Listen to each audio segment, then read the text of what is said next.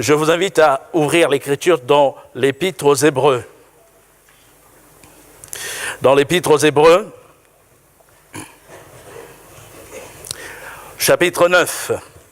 Hébreux, chapitre 9.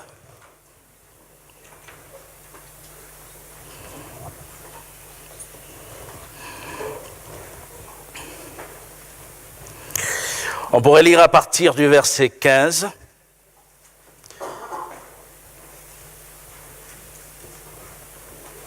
Dans ce chapitre, l'auteur parle du culte tel qu'il était célébré dans l'Ancienne Alliance.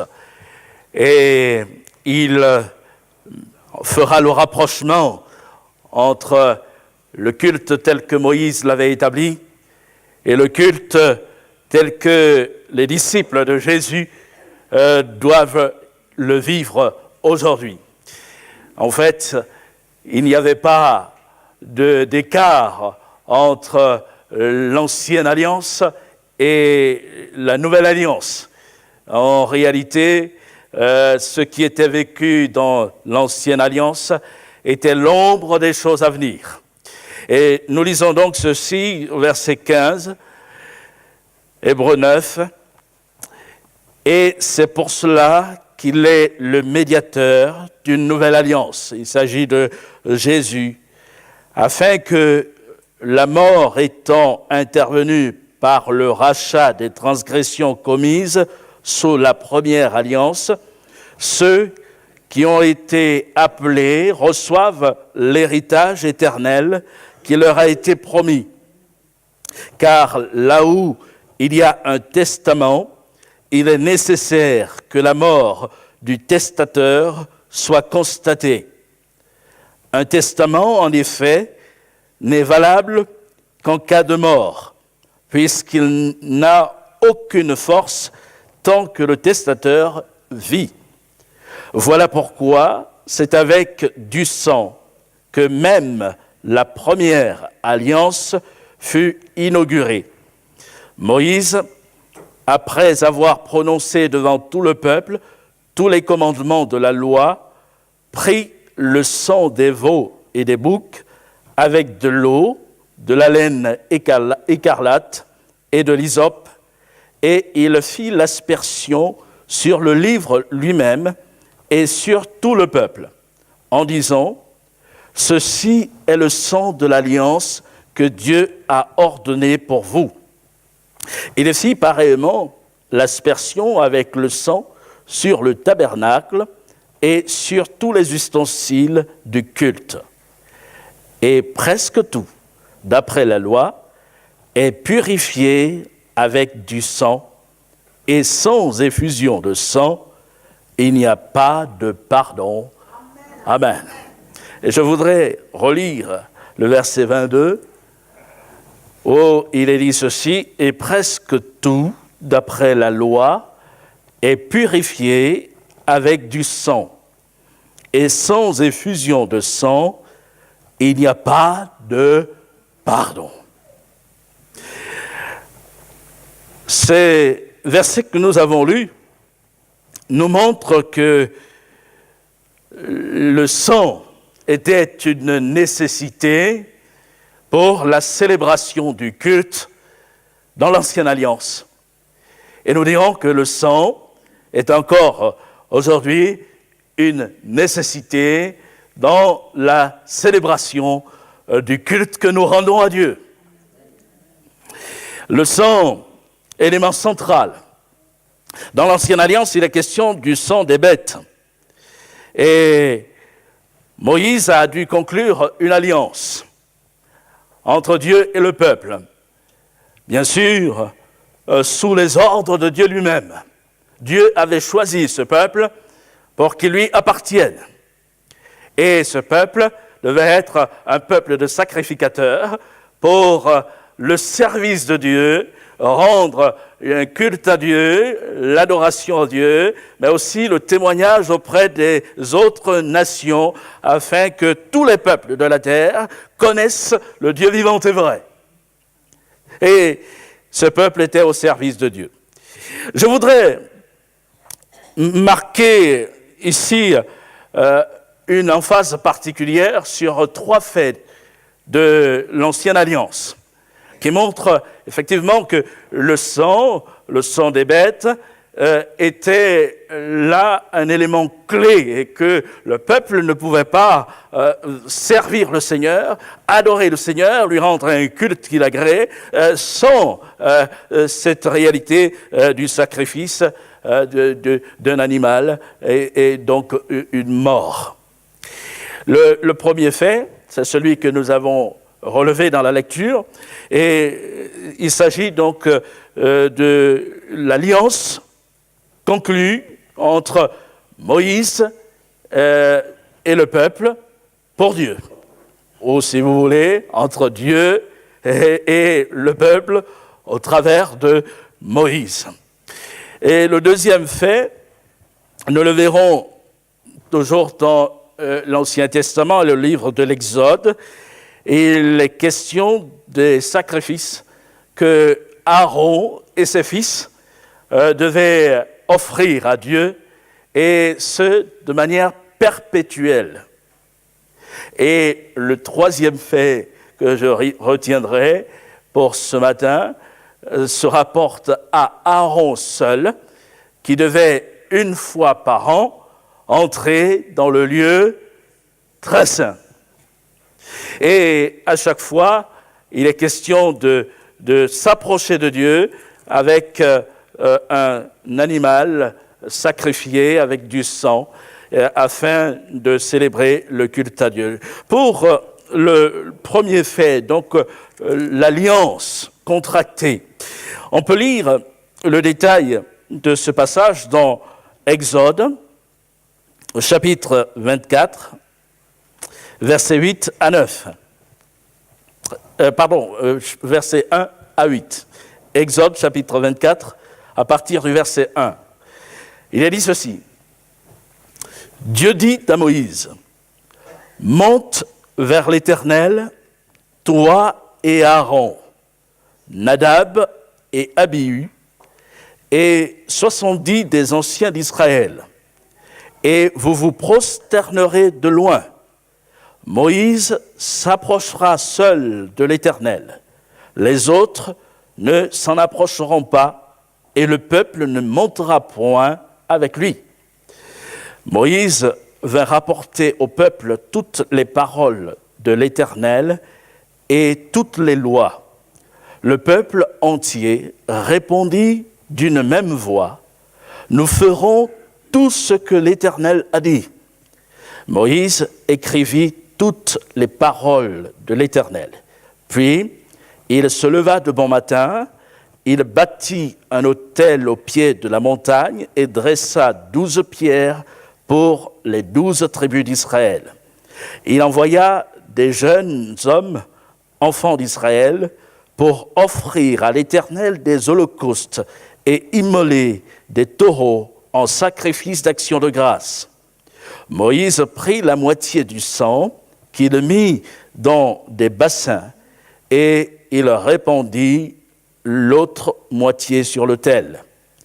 Il prit le livre de l'Alliance et le lut en présence du peuple. Et ils dirent, « Nous ferons tout ce que l'Éternel a dit, et nous obéirons. » Moïse prit le sang, et il le répandit sur le peuple en disant, « Voici le sang de l'alliance que l'Éternel a faite avec vous sur toutes ces choses. Amen. » Alors, on se représente la scène. J'aime bien me poser face aux événements décrits pour essayer de me mettre dans le contexte et visualiser les choses. Moïse a reçu des ordres de la part de Dieu. Il monte sur la montagne et il va recevoir les commandements, parole de Dieu pour le peuple, comment ce peuple va se conduire aux yeux du Seigneur. Et il redescend et là, le peuple est réuni. Il écrit les paroles que Dieu lui a déjà communiquées, les consigne dans un livre et il les lit en présence du peuple. Et le peuple écoute ce que Moïse vient de dire de la part de Dieu, et là, il répond. Donc il y a un échange. La loi est communiquée, et le peuple va aussi réagir face à la loi de Dieu, la parole de Dieu. Et l'alliance se contracte entre deux parties. Dieu s'engage à être là, au milieu du peuple, à en prendre soin, à le guider, à le conduire. Et le peuple va aussi prendre un engagement vis-à-vis de Dieu. Et ainsi, il va y avoir ce pacte entre Dieu et le peuple. Et ce que je relève de frappant dans la conclusion de ce pacte, c'est que Moïse va prendre le livre de l'Alliance, et il va prendre le sang des bêtes sacrifiées et ainsi va faire l'aspersion sur le livre. Il va asperger de ce sang le livre, la parole de Dieu. Il y a le lien entre la loi de Dieu et le sang. Et Moïse ne s'arrête pas là. Il est dit qu'il va faire l'aspersion sur le peuple. Et quand on parle du peuple, on parle de centaines, de milliers de personnes. Le peuple qui faisait partie de l'Alliance devait recevoir l'aspersion du sang. Et on voit Moïse, où le peuple s'approchait de Moïse, et à chaque fois mettre sa main dans le vase et asperger de ce sang le peuple. Et le peuple rentre ainsi dans l'alliance de Dieu. On ne peut pas célébrer le culte à l'Éternel s'il n'y a pas cette démarche du peuple qui va rentrer dans l'alliance de Dieu. Alors, c'est intéressant à voir, à relever. L'Écriture, dans le premier texte, nous montre que Moïse n'a pas fait l'aspersion seulement sur le peuple et sur le livre, mais il a fait aussi l'aspersion lorsque le tabernacle a été dressé, sur le tabernacle. Et il a fait l'aspersion sur tous les ustensiles qui devaient servir à la célébration du culte. On va se poser, on va voir notre réalité. Si ce matin, on était comme Moïse, là, célébrant un culte, concluant une alliance, et représentez-vous Moïse, bon, c'est pas moi, hein, c'est Moïse, qui prend un vase, et avec du sang, et qui commence à prendre le livre. Bon, il n'avait pas cette forme-là, certainement forme de rouleau, hein, et prendre le sang, asperger sur le livre. On prend tous les instruments qui sont là, hein, et on asperge de sang ces instruments, et chacun de nous également. Là, le sang, on est là taché de sang. Vous allez me voir. Ben, c'était la réalité. Et on ne s'arrête pas là, sur les murs. Du sang. Partout. Là où le culte doit être célébré, il faut qu'il y ait la marque du sang. Le sang d'un animal innocent, sacrifié. Et c'est la seule condition pour pouvoir ainsi élever son âme, son cœur vers Dieu.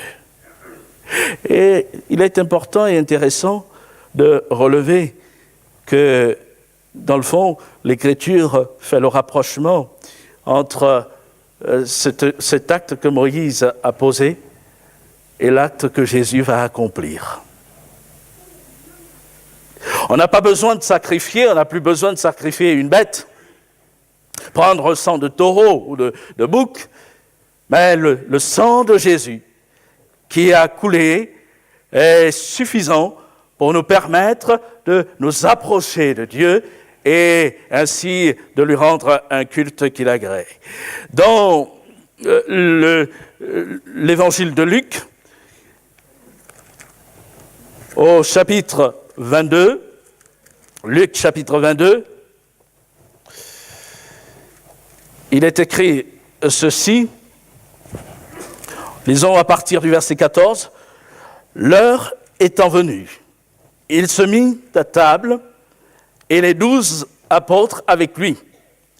Il leur dit, « J'ai désiré vivement de manger cette Pâque avec vous avant de souffrir, car, je vous le dis, je ne la mangerai plus jusqu'à ce qu'elle soit accomplie dans le royaume de Dieu. » Et ayant pris une coupe et rendu grâce, il dit, « Prenez cette coupe et distribuez-la entre vous, car, je vous le dis, je ne boirai plus désormais du fruit de la vigne jusqu'à ce que le royaume de Dieu soit venu. » Ensuite, il prit du pain, et après avoir rendu grâce, il le rompit et le leur donna en disant, « Ceci est mon corps qui est donné pour vous.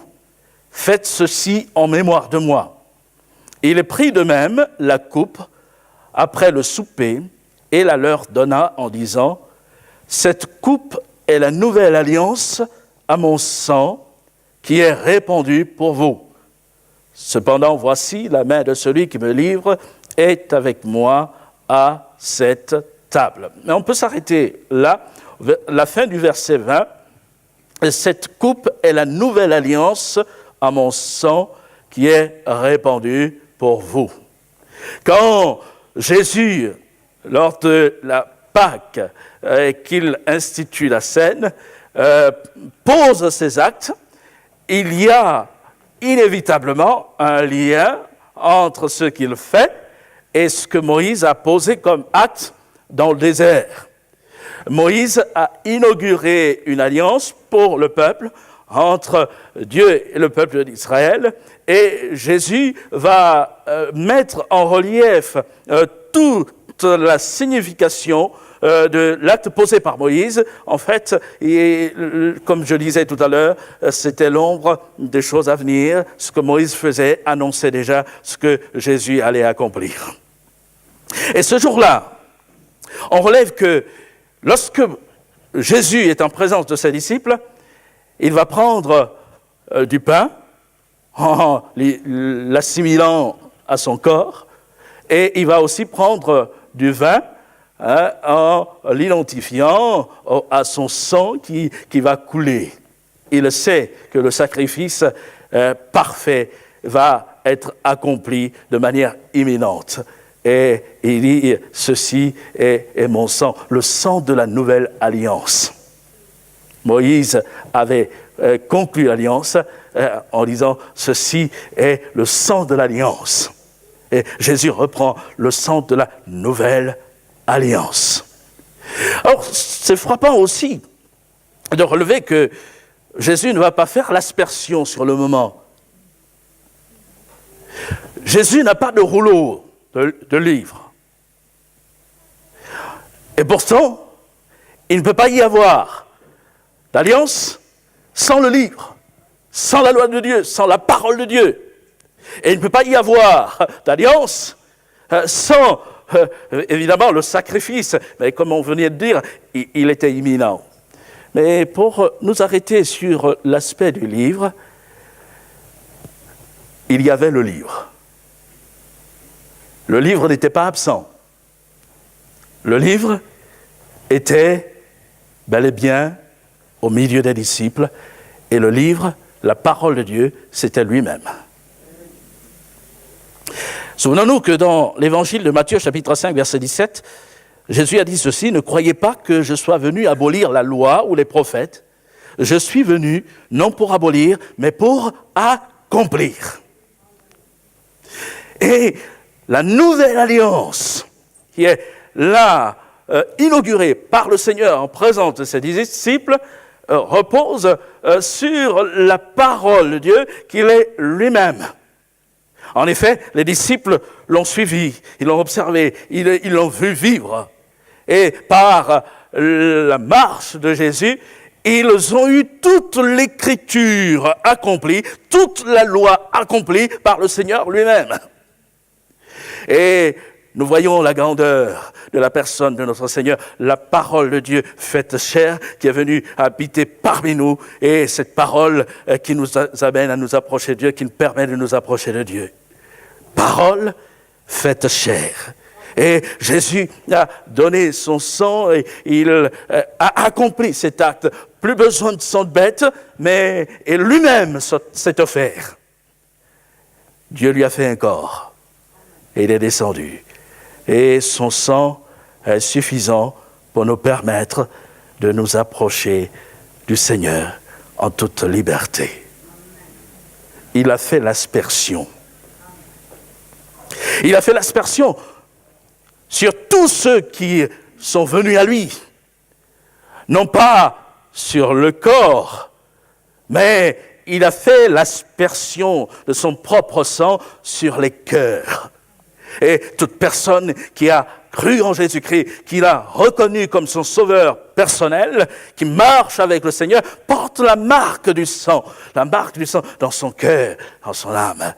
On ne peut pas avoir de culte sans cette réalité. Et quand nous nous approchons du Seigneur, comme nous avons commencé à le faire, nous voulons réaliser que nous sommes marqués du sang. Non pas de taureau, mais du sang du Fils de Dieu. C'est lui qui nous permet de célébrer ce culte. Et toute notre attention doit se porter sur sa personne. Sur sa personne. Et ainsi, nous voulons lui apporter vraiment toute la reconnaissance de notre cœur. Notre cœur doit vibrer pour lui. Amen. Nous ne pouvons pas, là, comme considérer que ce que Jésus a fait ne signifie pas grand-chose pour nous. Non.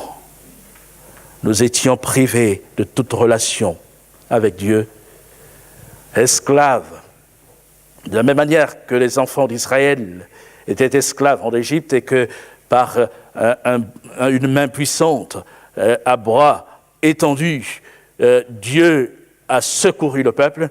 De même, Jésus est venu nous secourir, briser les chaînes de l'esclavage de notre péché pour nous permettre de rentrer dans l'alliance. Nous sommes maintenant le peuple de l'alliance en Jésus-Christ et nous pouvons glorifier Dieu de tout notre cœur.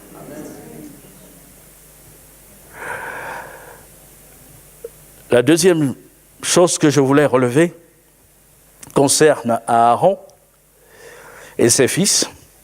Et je disais que Aaron et ses fils, les sacrificateurs, devaient offrir des sacrifices perpétuels.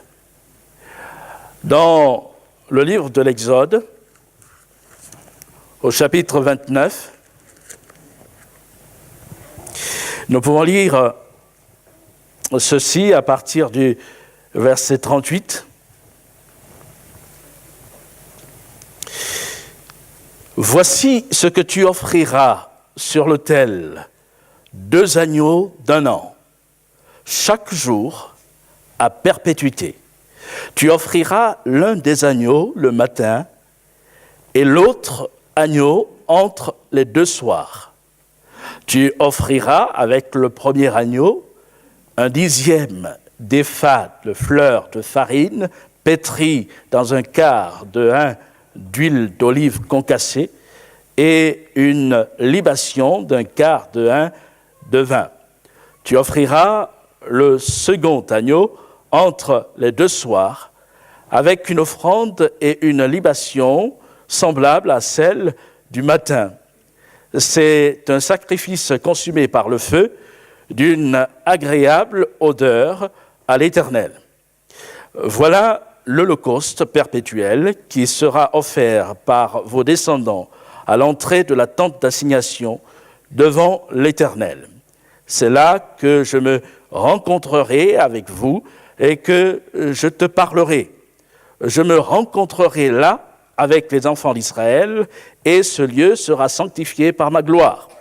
Je sanctifierai la tente d'assignation et l'autel. Je sanctifierai Aaron et ses fils pour qu'ils soient à mon service dans le sacerdoce. J'habiterai au milieu des enfants d'Israël et je serai leur Dieu. Ils connaîtront que je suis l'Éternel leur Dieu, qui les ai fait sortir du pays d'Égypte pour habiter au milieu d'eux. Je suis l'Éternel leur Dieu. Amen. Ici, Dieu donne des instructions sur le sacrifice journalier. Et chaque jour, le peuple, via les sacrificateurs, devait offrir combien d'agneaux? 2. Un agneau le matin et un agneau le soir. Alors l'expression entre deux soirs, en fait, renvoie plus à l'après-midi. Entre deux soirs, donc les théologiens situent le moment qui est présenté ici vers 15 heures de l'après-midi. 15 heures. Et c'est quand même frappant, parce que 15 heures, c'est l'heure à laquelle Jésus est mort. Il a été crucifié à la 3e heure du jour. Il est resté 6 heures élevé sur le bois. Et vers la 9e heure du jour, il a poussé un cri. Tout est accompli. Et ensuite, il a rendu l'esprit. 15 heures. Christ a tout accompli. Aaron et ses fils devaient prendre des agneaux.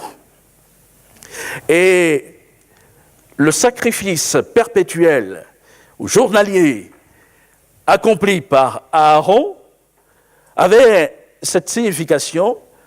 Dorénavant, il y a une communion entre le peuple et Dieu. La rencontre entre Dieu et le peuple est possible. Et je relève que Dieu insiste en disant « Je me rencontrerai là avec les enfants d'Israël et ce lieu sera sanctifié par ma gloire. » Une rencontre entre le Dieu Tout-Puissant, le Dieu capable d'ouvrir la mer, capable de fondre les rochers et ainsi de se manifester par sa grande puissance, l'éclat de sa puissance, et ce Dieu vient à la rencontre des hommes.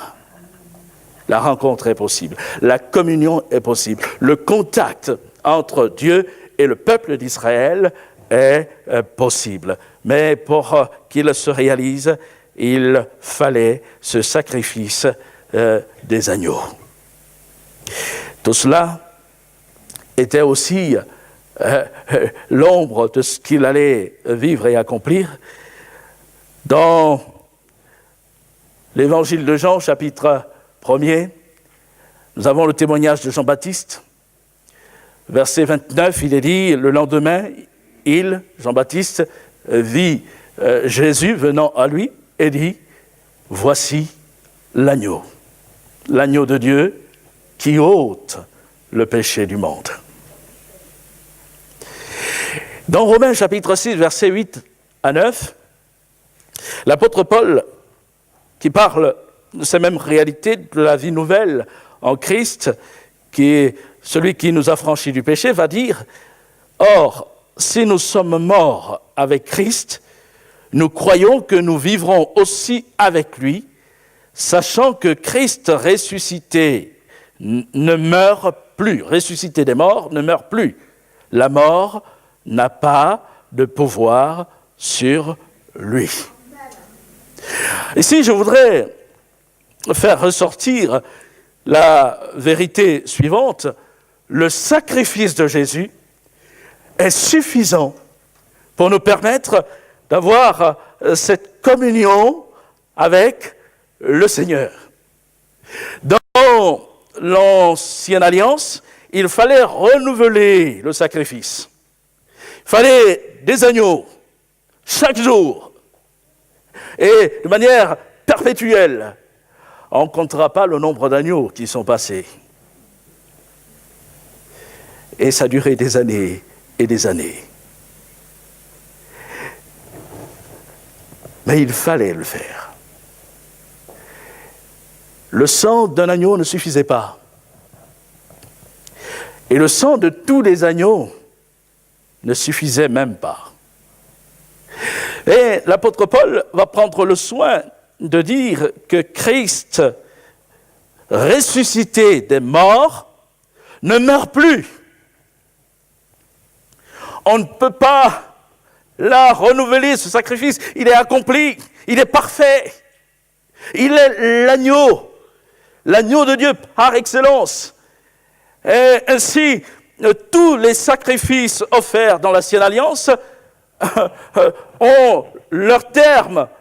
Il n'y a plus rien à ajouter à ce qu'il a accompli lui. Et nous sommes non seulement rentrés dans l'Alliance par son sang, mais nous sommes aussi rentrés dans cette espérance parce que la communion est dorénavant établie entre lui et nous. Et je relève que Paul va dire, si nous sommes morts avec Christ, nous croyons que nous vivrons aussi avec lui. Parce qu'il est venu, Dieu est descendu pour établir le contact, la communion. Nous sommes avec lui. Nous sommes en lui. Et lui, il est avec nous. Emmanuel, Dieu avec nous. Et en accomplissant ce sacrifice, il nous permet d'avoir cette relation de communion, d'amour, et de pouvoir ainsi être rencontré, si vous me permettez l'expression, rencontré par Dieu. Dieu a dit, je me rencontrerai là avec les enfants d'Israël. Et Dieu est venu à notre rencontre. Et nous voulons là aussi apprécier toute la grâce de notre Seigneur. Autrefois sans Dieu, sans espérance dans le monde. Mais aujourd'hui, nous connaissons le Dieu vivant, c'est vrai. Et c'est en lui que nous nous cachons. C'est en lui que nous sommes. Et dans ma marche, je veux réaliser qu'il est là. Et dans ma marche quotidienne. Et quand on parle d'adoration, on ne veut pas réduire l'adoration que nous apportons au Seigneur simplement un dimanche, le faire un jour, mais chaque jour de ma vie, le sang de l'agneau est là, me couvre. Le sacrifice devait être renouvelé quotidiennement. Chaque jour, des agneaux devaient être offerts. Et chaque jour, quand je me lève le matin, je suis là couvert par le sang de l'agneau. Quand je commence ma journée, je dois réaliser que je suis avec lui. Il est avec moi. Quand je vaque aux diverses tâches, je dois réaliser que le sang qui a coulé est suffisant pour me permettre d'être en tout lieu en communion avec le Seigneur. Quand la journée se termine, peut-être une journée rude, je dois encore réaliser en fait qu'il est là, à chaque instant, matin, soir, il est là. Et ce sacrifice me permet d'établir en tout lieu, comme je disais tout à l'heure, le contact, la relation avec Dieu. On comprend que dans l'Ancienne Alliance, il y avait des moments précis pour le sacrifice, mais une fois que la personne de Jésus a été élevée sur le bois, En fait, la réalité du sacrifice, on la vit constamment, et à chaque instant. Et ce sacrifice s'applique à notre cœur, à notre vie. Et nous pouvons l'adorer, nous pouvons le célébrer. Troisième chose que je voulais évoquer pour ce matin, c'est la réalité du grand pardon. Aaron devait rentrer une fois par an dans le lieu très saint pour offrir un sacrifice afin que le pardon de Dieu soit accordé au peuple. Dans Lévitique, au chapitre 16,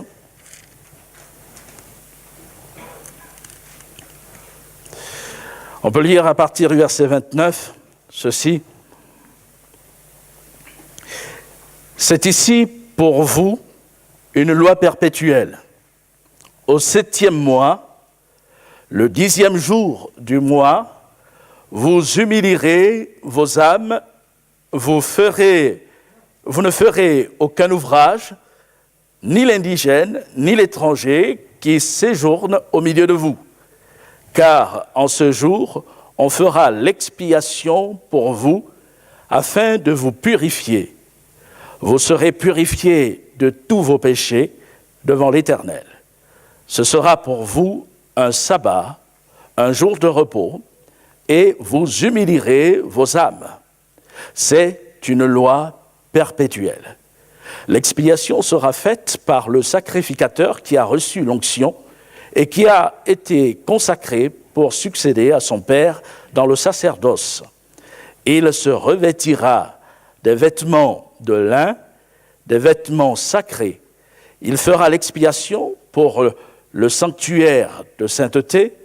Il fera l'expiation pour la tente d'assignation et pour l'autel. Et il fera l'expiation pour les prêtres et pour tout le peuple de l'assemblée. Ce sera pour vous une loi perpétuelle. Il se fera une fois chaque année l'expiation pour les enfants d'Israël à cause de leurs péchés. On fit ce que l'Éternel avait ordonné à Moïse. Amen. Bon, aujourd'hui encore, le peuple hébreu célèbre ce jour, le jour du grand pardon, le Yom Kippour, et en mémoire de ce qui a été accompli. Mais dans la réalité, il n'y a plus besoin de renouveler ce sacrifice parce que Jésus, là aussi, a réalisé ce que Aaron pouvait accomplir. Je lirai avec vous dans le Nouveau Testament juste une référence. 1 Jean chapitre 2, verset 1er.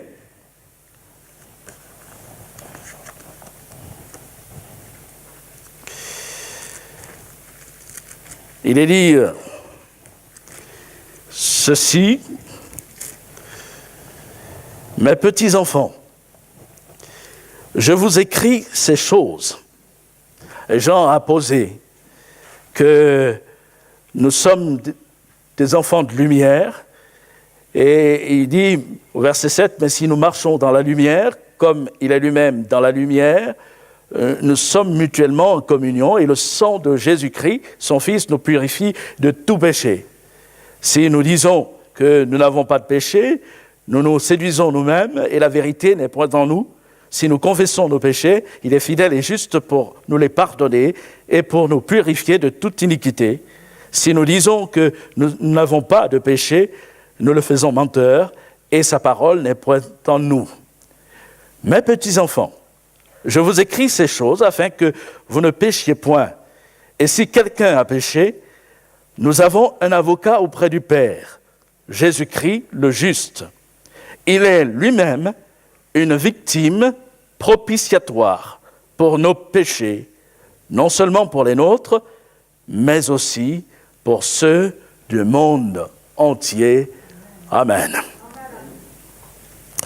Alors je relève ici deux choses. On pourrait s'étendre, mais pour ce matin, je voudrais relever et souligner deux choses. La première, c'est que Jésus est présenté comme étant le juste. Et dans la foulée, Jean dit de lui qu'il est une victime propitiatoire. Bon, il y a dans certaines versions victime expiatoire. Mais je retiens l'expression propitiatoire parce que elle établit le lien entre l'acte que posait Aaron une fois par an en rentrant dans le lieu très saint et que les souverains sacrificateurs ont renouvelé chaque année et ce que Jésus est venu accomplir. Le propitiatoire, vous savez que c'était le couvercle de l'arche de l'Alliance. Et le souverain sacrificateur pouvait voir le propitiatoire une seule fois dans l'année. Et même quand il rentrait pour offrir le sacrifice afin d'obtenir le pardon pour lui-même et pour le peuple, la coutume était qu'on mettait à ses pieds, on attachait une corde, parce que s'il lui arrivait quelque chose de l'autre côté du voile, personne n'avait le droit d'y entrer. Lui seul avait le droit d'entrer. Donc s'il arrivait quelque chose, on l'aurait tiré pour le sortir du lieu très saint. Mais ce que je veux ici souligner, c'est qu'il ne pouvait y entrer qu'une fois par an. Et quand il rentrait avec du sang de taureau, du sang de bouc, il aspergeait de ce sang le propitiatoire. Et Dieu avait dit à Moïse, c'est là qu'il rencontrerait le souverain sacrificateur qui lui apparaîtrait, qui parlerait avec lui sur le propitiatoire, le couvercle. Et une fois par an, le péché du peuple était là couvert par la miséricorde de Dieu. Mais dans l'évangile de Jean, cette réalité va nous être présentée. Et Jésus est lui-même la victime. Et Jésus est lui-même le propitiatoire, en quelque sorte. Il est victime propitiatoire. Aaron franchissait le seuil du lieu très saint, séparé par le voile. Il devait là franchir le voile et une fois par an être là dans le Saint des Saints, la présence de Dieu. Et dans l'Épître aux Hébreux, on ne l'a pas lu tout à l'heure, mais au chapitre 9, dans les versets qui précédaient, l'auteur disait que le Saint-Esprit montrait par là que le lieu très saint n'était pas encore accessible pour les hommes. L'accès n'était pas encore révélé, ouvert aux hommes. Mais Jésus, le souverain sacrificateur, celui qui est au-dessus d'Aaron, est rentré dans le lieu très saint. Et il n'est pas rentré dans un tabernacle fait de mains d'hommes, dira l'auteur de l'Épître aux Hébreux, mais il est entré dans le ciel. Verset 11 du chapitre 9, mais Christ est venu comme souverain sacrificateur des biens à venir. Il a traversé le tabernacle plus grand et plus parfait, qui n'est pas construit de mains d'hommes, c'est-à-dire qui n'est pas de cette création. Et il est entré une fois pour toutes dans le lieu très saint, non avec le sang des boucs et des veaux, mais avec son propre sang, ayant obtenu une rédemption éternelle. Amen. Une fois pour toutes. Et quand Jésus est mort, il s'est produit quelque chose. Le voile du temple a été déchiré depuis le haut jusqu'en bas. Et l'accès a été ouvert. La victime s'est offerte une fois pour toutes. Il n'est plus besoin de chercher l'arche, le propitiatoire. Nous avons tout pleinement à la personne de Jésus-Christ. Et nous pouvons avoir là cette communion avec le Seigneur dès maintenant et pour toujours. Je disais que Jésus est présenté comme le juste. Le juste. Ça a son importance. Il est victime, mais il est le juste. Aaron n'était pas juste, Dieu de Dieu, car il n'y a pas de juste, pas même un seul. Il était justifié par le sacrifice, mais il n'était pas juste. Et tous les sacrificateurs qui ont succédé à Aaron n'avaient pas ce témoignage. Mais Jésus est le juste, celui qui a vécu sans commettre de péché. Et en parlant de cela, nous voulons mesurer toute l'étendue de la grâce que le Seigneur nous a accordée. Jean le présente comme l'avocat. Si quelqu'un a péché, nous avons un avocat auprès du Père. Il est le juste. Il est l'avocat. En fait, il est le juge aussi, parce qu'il a été établi par Dieu, juge des vivants et des morts. Mais pour nous retenons cette réalité de l'avocat, il est notre avocat. Celui qui se tient à nos côtés pour plaider en notre faveur, afin que nous soyons libérés, affranchis, que nous soyons justifiés. Non pas en fermant les yeux sur notre nature, nos réalités, nos fautes, mais parce qu'il a accompli l'acte qui nous permet d'être purifiés et d'être déclarés justes. Et il est beau de relever que dans ce que Jésus a accompli, nous avons l'espérance pour le pardon. Le juste, lui seul, pouvait nous condamner. Lui seul pouvait prononcer cette parole, sentence, pour que nous recevions la mesure, selon la mesure de nos péchés et de nos actes. Mais il a pardonné nos péchés. Et je termine par cela, je pense au témoignage qui nous est rendu, où Jésus met en évidence, d'un côté, que les hommes, aucun homme ne peut être juste, tous sont pécheurs, et de l'autre côté, il met en évidence que lui seul est l'homme sans péché sur la terre, qui a vécu sans péché sur la terre. Lui seul est le juste. J'ai eu l'occasion d'en parler déjà ici, dans le cadre d'une réunion d'évangélisation, mais permettez-moi, parce que dans l'Écriture, aucun texte n'est réservé à tel ou tel type de réunion, de rappeler ces choses. Lorsque des hommes ont apporté cette femme surprise en flagrant délit d'adultère et qu'ils l'ont amenée vers Jésus pour l'éprouver en disant « Moïse, dans la loi, nous a dit de lapider de telle femme. Mais toi, que dis-tu » Oh, je passe les détails. Moïse avait dit de lapider les deux. Ne commet pas adultère tout seul. L'homme, on ne sait pas où il était. Mais cette femme avait été là comme livrée en pâture. Et Jésus s'est baissé. Il a écrit par terre. Et ils insistaient. Et il s'est relevé et il leur a adressé une seule parole. Au fait, qu'a-t-il dit ? Voilà. Que celui d'entre vous qui est sans péché lui jette le premier la pierre. Qui a osé jeter la pierre ? Personne. On avait affaire à des hommes religieux. Personne n'a jeté la pierre. C'était le témoignage que tous étaient pécheurs. Tous savaient pécher.